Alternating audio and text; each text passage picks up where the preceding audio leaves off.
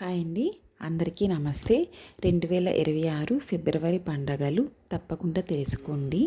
మన హిందూ ధర్మంలో పండగలకు శుభముహూర్తాలకు చాలా విశిష్టత ఉంటుంది.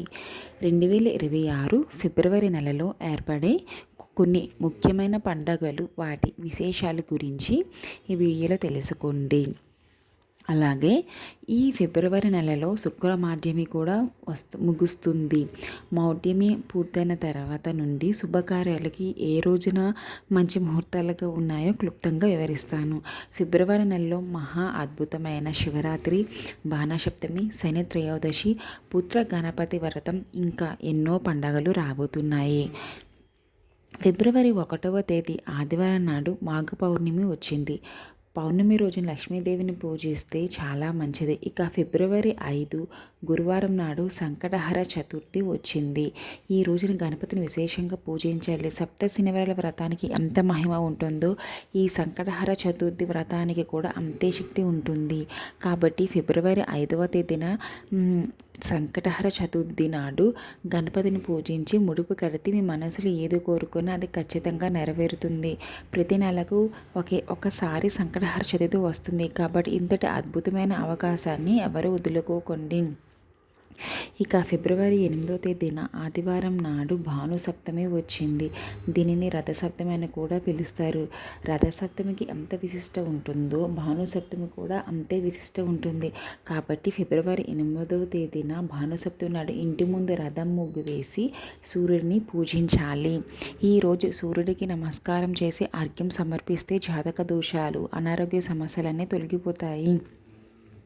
సంతానం లేని వారికి సంతానం ప్రాప్తి, వివాహం కాని వారికి వివాహ యోగం. ఇక ఫిబ్రవరి 13వ తేదీ శుక్రవారం నాడు విజయ ఏకాదశి ఏర్పడింది. ఏకాదశి తిథి విష్ణుమూర్తికి ప్రీతికరమైనది కాబట్టి శుక్రవారం ఏకాదశి రావడం చాలా విశేషం. మన పురాణాల ప్రకారం శ్రీరామచంద్రుడు లంకపై దండెత్తి ముందు సముద్రాన్ని దాటడానికి ఒక ఆటంకం లేకుండా ఉండాలని ఏకాదశి వ్రతాన్ని ఆచరించారంట. కాబట్టి మీ పనుల్లో ఆటంకం లేకుండా విజయాలు కలగాలంటే ఫిబ్రవరి 13వ తేదీన విష్ణుమూర్తిని పూజించండి. ఇక ఈ నెలలో ఫిబ్రవరి 13వ తేదీ శుక్రవారం శుక్ర మౌఢ్యమి ముగుస్తుంది. కాబట్టి ఫిబ్రవరి 14వ తేదీ నుండి గృహప్రవేశాలకు, శుభకార్యాలకు మంచి ముహూర్తాలు ఉన్నాయి. అలా ఫిబ్రవరి 14వ తేదీన శనివారం నాడు శని త్రయోదశి ఏర్పడింది. ఈ 2026 సంవత్సరంలో 2వ శని త్రయోదశి ఏర్పడడం చాలా విశేషం. శని త్రయోదశి అంటేనే మన కష్టాలను తీర్చి ఆ కోరికలు నెరవేర్చే అద్భుతమైన రోజు.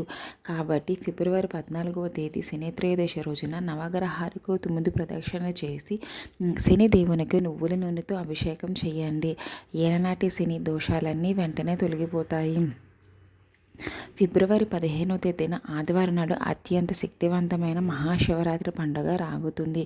ఈ శివరాత్రి పండుగ నాడు ప్రతి ఒక్కరూ అభ్యంగన స్నానం చేయాలి. శరీరానికి నువ్వుల నూనె రాసుకున్న అభ్యంగ స్నానం చేస్తే జాతక దోషాలన్నీ తొలగిపోతాయి.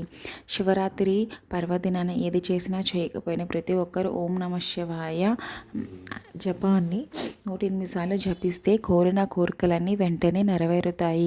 సాధారణంగా కార్తీక మాసంలో 365 ఒత్తులు దీపాలు వెలిగిస్తాం. ఆ శివాలకి శివరాత్రి రోజున వెంటనే కరుణిస్తాడు. అలానే ఈ శివరాత్రి నాడు ప్రతి ఒక్కరూ శివలింగానికి తద్వారా జన్మ చేయండి. విశేషంగా శివలింగానికి అభిషేకం చేస్తే సంతానం లేని వారికి ప్రతి ఒక్కరూ నారికేల దీపాన్ని ఆయుష్ పెరుగుతుంది. కొబ్బరికాయలు, చెరుకు రసంతో అభిషేకం చేసే శివరాత్రి మీ ఇంట్లో కటాక్షం సిద్ధిస్తుంది. శివాలయంలో కొబ్బరికాయ దీపం వెలిగించండి. మీ ఇంటి ఆదాయం పెరుగుతుంది. ఈ శివరాత్రి పండుగ నాడు శివునికి బిల్వ పత్రాన్ని సమర్పిస్తే 3 జన్మల పాపాలు తొలగిపోతాయంట. శివరాత్రి రోజున రాత్రంతా జాగరణ చేస్తే, శివనామ స్మరణ చేస్తే స్వర్గలోక ప్రాప్తి కలుగుతుందని నమ్మకం.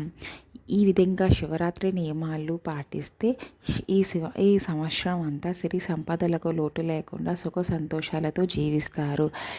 ఫిబ్రవరి 17వ తేదీన మంగళవారం నాడు మాఘ అమావాస్య ఏర్పడింది. ఈ అమావాస్యతో మాఘమాసం ముగిసిపోయి ఫాల్గుణ మాసం ప్రారంభమవుతుంది. ఈ అమావాస్యతో రోజున ప్రతిదేవతలను పూజించి పితృదోషాలన్నీ వెంటనే తొలగిపోతాయి.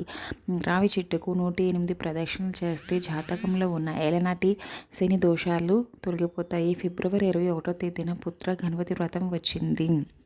దీనికి శక్తి ఉంటుంది. ఎవరైతే సంతానాన్ని కోరుకుంటున్నారో అలాంటి వారి రోజున గణపతి వ్రతాన్ని చేస్తే ఖచ్చితంగా సంతాన ప్రాప్తి కలుగుతుంది.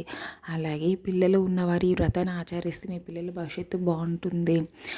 గణపతి వ్రతాన్ని ఎలా చేయాలంటే ఒక మట్టి గణపతిని విగ్రహాన్ని తెచ్చుకొని గణపతిని ఎర్రటి పుష్పాలతో అలంకరించి 21 గరిక ఆకులను సమర్పించి కొబ్బరి నూనెతో దీపం వెలిగించి గణపతికి నైవేద్యంగా కుడుములు ఉండ్రాలు సమర్పించి ఓం గం గణపతయే నమః అని మంత్రాన్ని చదువుతూ గణపతిని పూజించాలి. ఈ విధంగా గణపతిని పూజిస్తే మీ కోరికలు ఖచ్చితంగా నెరవేరుతాయి. అలాగే ఫిబ్రవరి 23వ తేదీన సోమవారం నాడు ప్రతి ఒక్కరూ సోమవార వ్రతాన్ని ఆచరించాలి.